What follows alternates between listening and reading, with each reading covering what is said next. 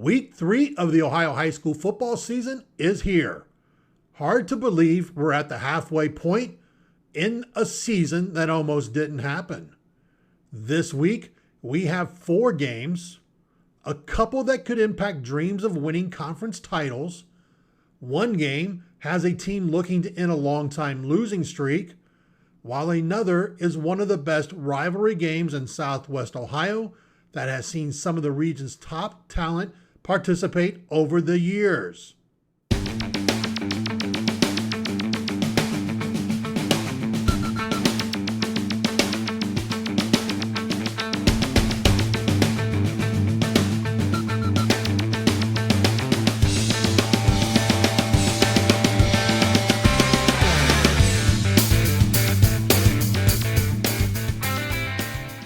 Dave Burke, First Star Football Report, presented by First Star Logistics.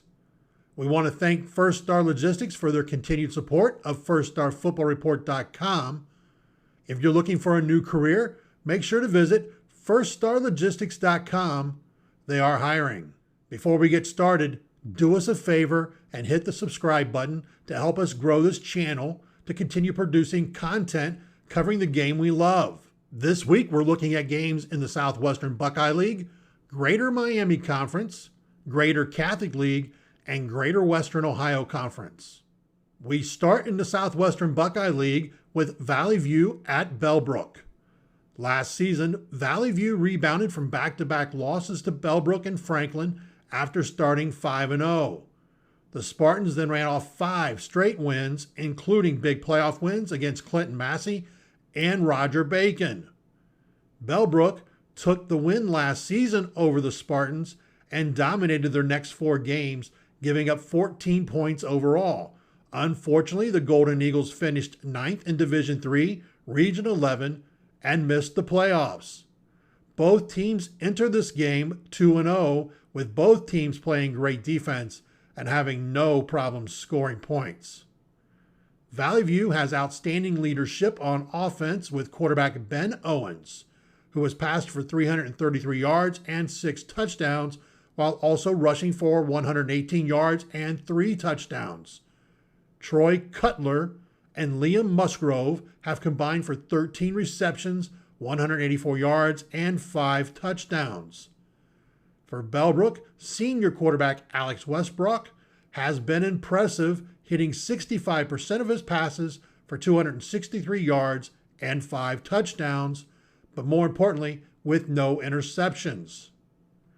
Junior running back Seth Barandi is a dual threat, having rushed for 138 yards and 5 touchdowns, while also pulling down 5 receptions for 97 yards and 3 scores. But while we focused on offense, both teams have been playing lights-out defense. The Spartans have given up 7 points in each of their wins, while Bellbrook has posted back-to-back shutouts. If the Golden Eagles win, they'll have another challenging game against Brookville in Week 5, while Valley View will miss the Blue Devils this season. Our second game of interest takes us to the Greater Miami Conference, where Princeton will travel to Colerain. Yes, we feel this is a game to watch in Week 3, despite the fact Princeton hasn't defeated the Cardinals since Pat Mancuso was the Vikings head coach. Has the time come for Princeton to snap the streak? Confidence is high after starting 2-0 and knowing Colerain may have shown some kinks in their armor with a Week 1 loss to Dakota West. The Cardinals are still the Cardinals in their offensive and defensive schemes, but this season, the offense is in the middle of the Greater Miami Conference and not at the top. However, defensively, things have not changed as they lead the conference in overall defense and continue to have dominating play from their linebackers.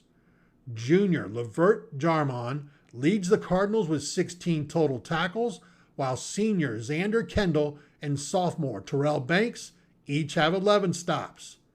Up front, Cincinnati pledge Dante Corleone is a force to be reckoned with, while junior defensive back Kenny Willis is looking like a prospect to watch.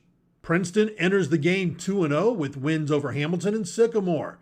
The Vikings are second in total offense, averaging just under 400 yards a game, along with 30 points a game.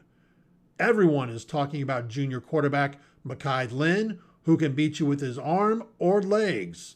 Senior running back Thomas Boyd has been consistent, averaging just under 100 yards a game, but only has 2 touchdowns this season.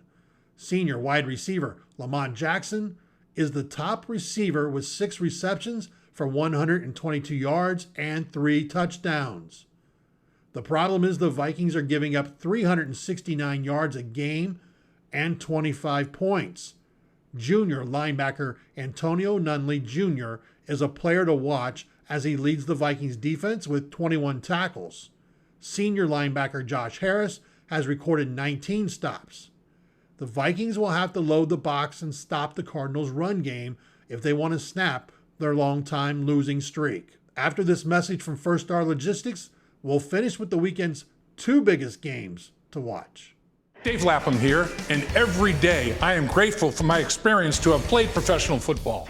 As a player, I realize self-motivation, leadership, and appreciating your teammates are key. At First Star Logistics, you can use those same attributes to create the life you want for you and your family. Build your future by working hard like I did. You'll see results both on and off the field. Call First Star Logistics today and be part of our winning team. Is our next game the biggest game of the weekend? St Xavier will travel to Elder. This game could set one team up to become a league champion in the Greater Catholic League, or set the stage for multiple teams to share the title. Both teams have their sights on winning the Greater Catholic League, and the Bombers have a leg up coming off their big upset win over LaSalle last weekend. The Panthers dropped a double overtime thriller 53-52 to the Lancers in week 1. Both teams have received excellent quarterback play from juniors Ben Hamilton for the Panthers and Brogan Mackay for the Bombers. Both are passing quarterbacks, allowing others to run the ball. Panthers head coach Doug Ramsey has a full arsenal of weapons on offense for Hamilton. Cooper Johnson and Drew Ramsey have combined for 310 yards and 5 touchdowns. Ramsey is also playing a significant role in the passing game with 14 receptions for 173 yards and 2 scores. Another big receiving target is senior receiver Scott Neiman, who has 7 receptions for 191 yards and 3 touchdowns. A key stat is that Hamilton has yet to throw an interception. The Bombers had a hard-fought battle at quarterback coming into the season after the graduation of Matthew Reevy. Mackay has been solid, connecting on 67% of his throws for 561 yards and 5 touchdowns. After struggling to run the ball in week 1, Charles Kellum stepped forward with 112 yards against LaSalle. The junior running back has also played a significant role in the passing game with 8 receptions for 125 yards and 2 touchdowns. The Bombers also have one of the best receivers in Penn State pledge, Liam Clifford, who has 15 receptions for 180 yards, but only 1 touchdown. But as we've said many times, when you talk St. Xavier Bombers football, you have to talk defense, and this year is no different. Senior linebacker Matthew Devine leads this defense with 23 total tackles. Devine is one of the biggest under-the-radar prospects we've profiled on First Star Football Report. He's getting help from junior defensive back Eli Kirk, who was voted First Star Logistics Defensive Player of the Week in Week 1. Kirk has 18 total tackles with an interception and also forced a fumble. The Bombers did a great job of slowing down LaSalle last week and must do it again. Putting pressure on Hamilton is a must for the Bombers, something they've not done successfully this season. A Bombers win and their matchup against Mulder in Week 5 will give them a shot to win the league title outright for the first time since 2017. We finish with our First Star Logistics First Star Football Report Game of the Week. Wayne at Centerville. First Star Football Report will be in attendance for this game. And you know you throw the records out when you talk about one of the best rivalries in Southwest Ohio. Over the years, this game has seen some of the area's top talent play prominent roles. Players like Kirk Herbstreit, Michael Bennett, A.J. Hawk, and Afadio Denabo strapped it up for the Elks, while Braxton Miller, Will Allen, Mike Mickens, and Marcus Freeman did the same for the Warriors. These are only a few of the names that played in this game. This year marks the second year that each head coach played in the rivalry, as Elks head coach Brent Allery grew up in the Elks program, as his father, Ron Allery, was a longtime assistant coach and head coach for the Elks. Warriors head coach Roosevelt Mukes, a 1985 graduate, has been a part of the football program since he finished his playing days at the University of Cincinnati. Both coaches fully understand the importance of this game. Both teams enter the game with 1-1 records. The Elks have been in 2 nail-biters with a Week 1 21-20 win over Fairmont and a 31-24 overtime loss to Springfield last week. Their offense has been balanced, but not as explosive as many expected. Junior quarterback Chase Harrison is in his 3rd year as the starter and is considered one of the top quarterback prospects in the Midwest. He has some weapons in receiver Will Linkhart and Cameron Smith. Bryant Callahan is the leading rusher with 145 yards and 2 touchdowns, but the Elks need to continue to see their offensive line gel and provide Harrison more time to throw.